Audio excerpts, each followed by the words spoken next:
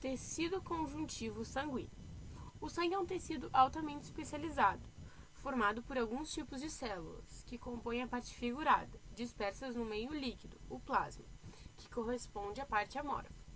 Os constituintes celulares são glóbulos brancos, também chamados de leucócitos, glóbulos vermelhos, também denominados hemácias ou eritrócitos, e as plaquetas.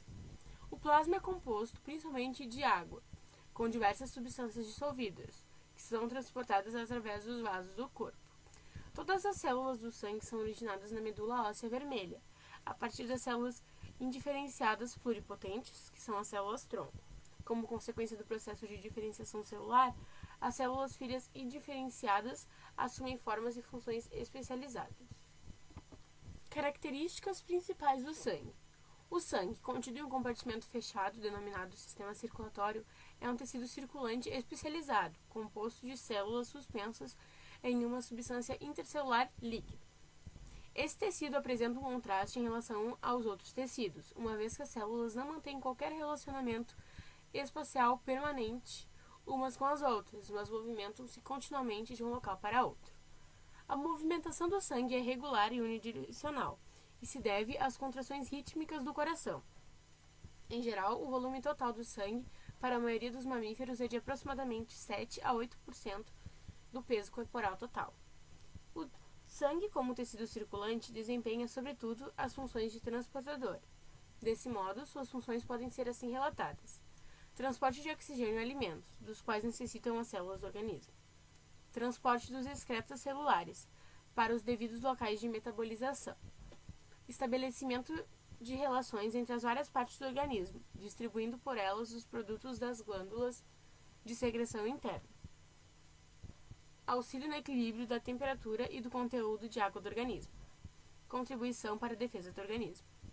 O sangue se apresenta viscoso, pouco mais denso que a água, sabor salgado, odor sui generis, típico e peculiar do seu gênero, pH levemente alcalino, 7,35 a 7,45, e de coloração vermelho vivo, quando arterial, e vermelho escuro, quando venoso. Preparação do esfregaço do sangue. Então, o esfregaço é definido como extensão fina de sangue sobre uma lâmina de microscopia, e tem por objetivo facilitar a visualização das células sanguíneas por meio de um microscópio, também usado na busca de alguns parasitas sanguíneos. A lâmina deve ser limpa, sem resquícios de gordura ou materiais. A extensora deve ter a extremidade fina, sendo que em muitos lugares usam outra lâmina para realizar o esfregaço. Primeiro se deve homogeneizar o sangue, depois coloque uma pequena quantidade de sangue aproximadamente a 1 ou 2 centímetros de uma das extremidades da lâmina. Agora, coloque a extensora na frente da gota. Em um ângulo de 30 a 45 graus, puxe-a até que encoste no sangue. Aguarde que se espalhe a gota de sangue por toda a borda da extensora. Então, com movimento único e moderadamente rápido, empurre a extensora para frente, de modo que ela carregue a gota de sangue, que se estenderá em uma camada delgada e uniforme. É essencial que a lâmina deslize de uma vez, e sem pausa, e que a força empregada seja a mesma durante todo o movimento. O sangue deve ser puxado pela lâmina e não empurrado pela mesma. O esfregaço ideal não pode conter falhas e nem paradas, e não deve ser muito espesso e nem muito fino. Não deve conter falhas na cauda, que é a região no fim do esfregaço e onde se concentra a menor quantidade de sangue. É essa região onde se faz a análise e deve apresentar hemácias e leucócitos bem distribuídos. Estão as células do sangue. Plaquetas. Plaquetas são restos celulares originados da fragmentação de células gigantes da medula óssea, conhecidas como megacariócitos.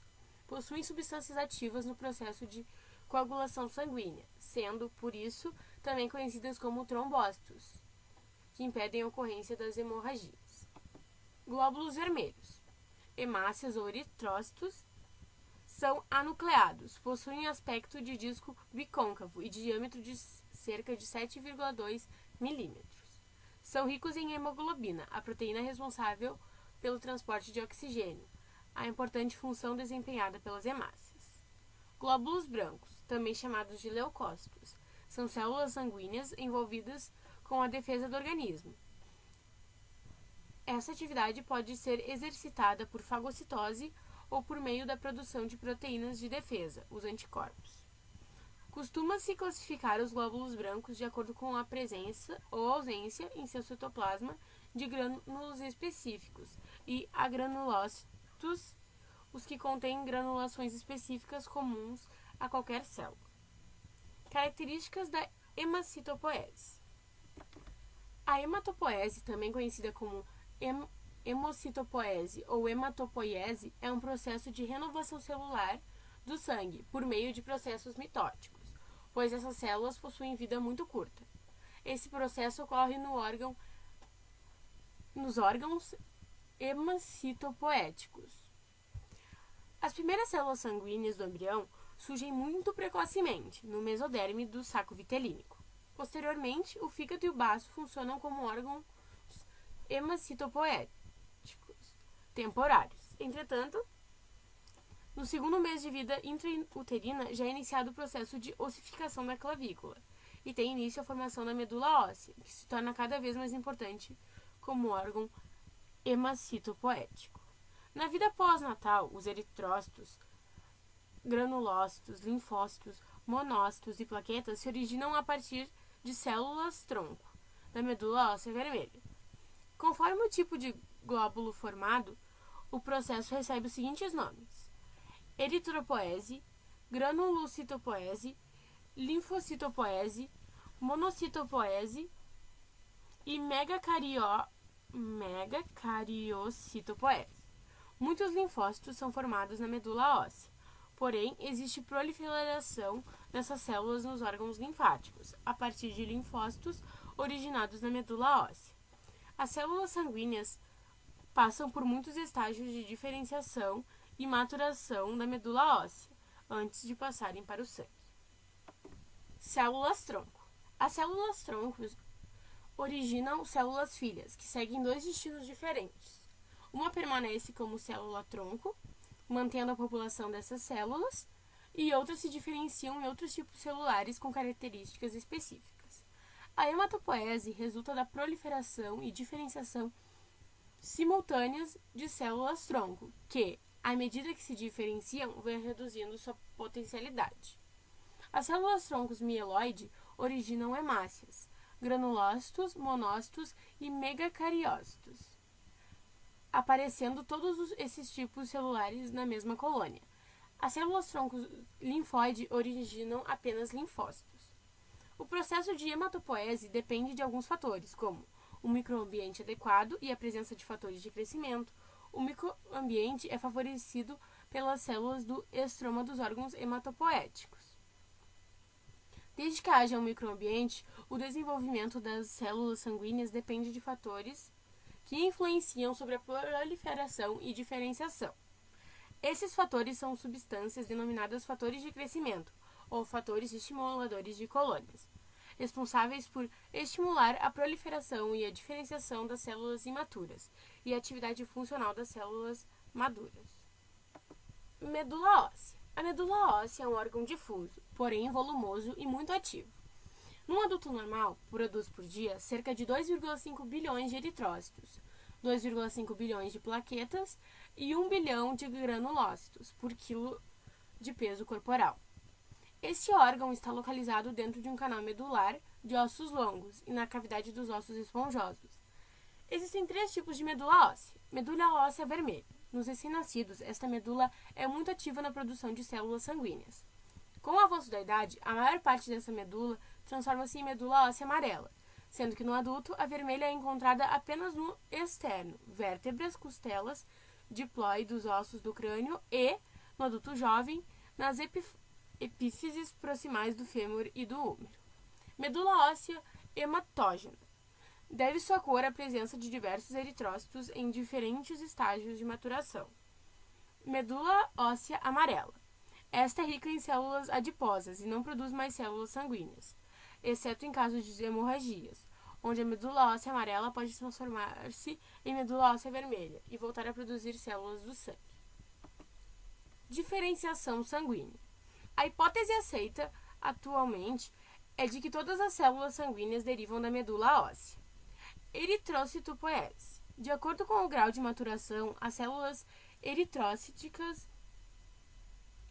são chamadas de proeritoblastos, eritroblastos, basófilos, eritroblastos, policromáticos, eritroblastos ortrocromáticos ou acidófilos, reticulócitos e hemácias.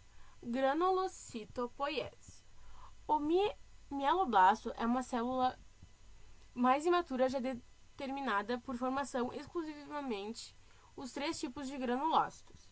Quando surge nela granulações citoplasmáticas específicas, ela passa a receber o nome de promielócito, neurotrófilo, eosinófilo ou basófilo, de acordo com os tipos de granulação presente. Os estágios seguintes da maturação são o mileócito, o metamielócito, o granulócito com núcleo em bastão e o granulócito maduro, neutrófilo, eosinófilo e basófilo. Monopoiese. As plaquetas se originam na medula óssea vermelha, pela fragmentação de pedaços de citoplasma e de megacariócitos. Este, por sua vez, forma-se pela diferenciação dos megacarioblástos. Linfocitopoiese. Processo de formação dos linfócitos. A célula mais jovem da linhagem é o linfoblasto, que forma o prolinfócito, formando este, por sua vez, o linfócito maduro. O linfócito B sai maduro da medula óssea, enquanto o linfócito T migra para o timo para completar o processo de maturação.